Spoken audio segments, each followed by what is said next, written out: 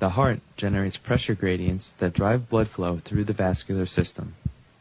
Although the heart appears to be a single structure, it is divided by a central septum into two separate pumps, each consisting of two chambers, the atrium and the ventricle, that alternately contract and empty during systole, then relax and fill during diastole.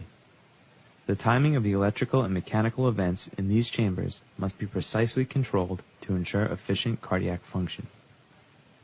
The timing of atrial and ventricular contractions relies on two primary cell types: cardiac myocytes, which do the mechanical pumping, and autorhythmic cells, which initiate and conduct electrical impulses that drive contractile activity.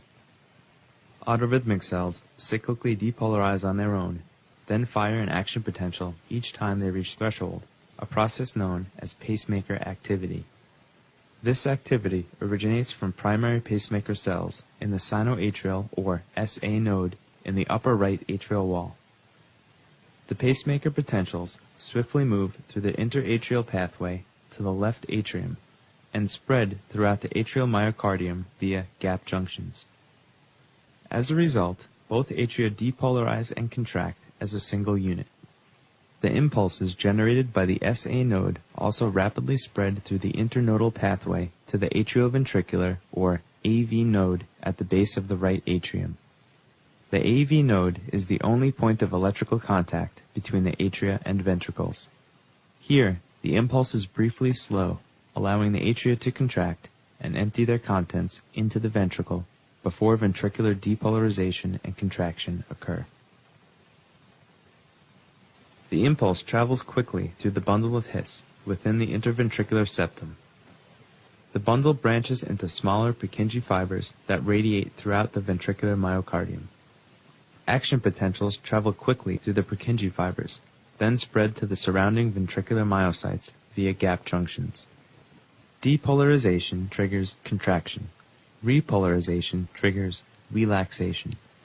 The swift spread of the impulse through the specialized conduction system ensures that the ventricles become excited and contract as a unit. The spread of cardiac electrical activity may be recorded using electrodes placed on the body's surface.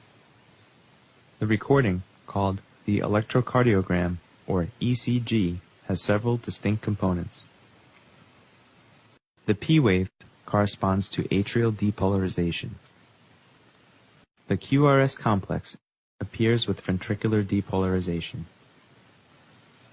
The T wave represents ventricular repolarization. The P wave initiates atrial contraction, which completes ventricular filling. The QRS complex initiates ventricular contraction, which pumps blood out of the heart. During this time, the atria repolarize and relax. The T wave initiates ventricular relaxation, during which the ventricles fill once again. One cardiac cycle is complete.